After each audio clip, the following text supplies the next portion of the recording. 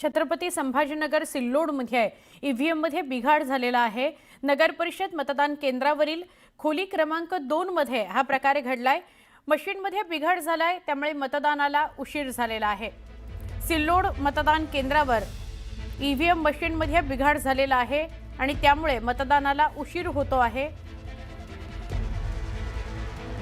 नगर परिषद मतदान केंद्रावरील खोली क्रमांक 2 मध्ये हा प्रकार घडलाय। तिथलं ईव्हीएम मशीन बंद पडलाय आणि त्यामुळे मतदारांच्या रांगा लागलेल्या आहेत। मतदानाला उशीर होतोय। तर चंद्रपुरामध्ये भाजप उमेदवाराच्या घरामागील गिरणीमधून पैसे वाटप होत असल्याचा व्हिडिओ व्हायरल झालाय।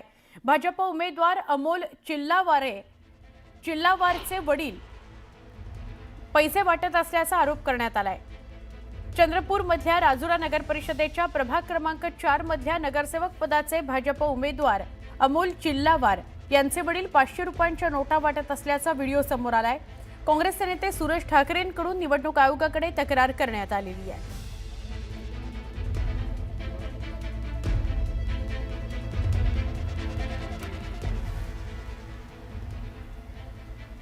बातमी पंढरपुरातून। पंढरपूरमध्ये नगरपालिकेकरता आज मतदान प्रक्रिया पार पडतीये।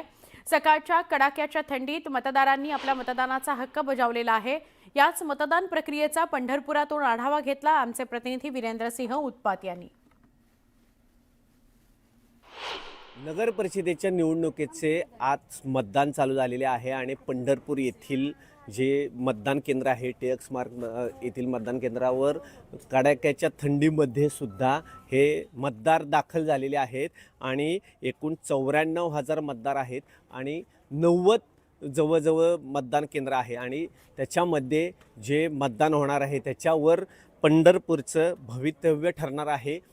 एकंदरीत जे आहेत नगरपालिकामध्ये सोलापूर जिल्ह्यातील अनगर मंगळवेढा अशा ज्या नगरपालिका त्यांचं जे निवडणूक आहे ती स्थगित करण्यात आलेली आहे।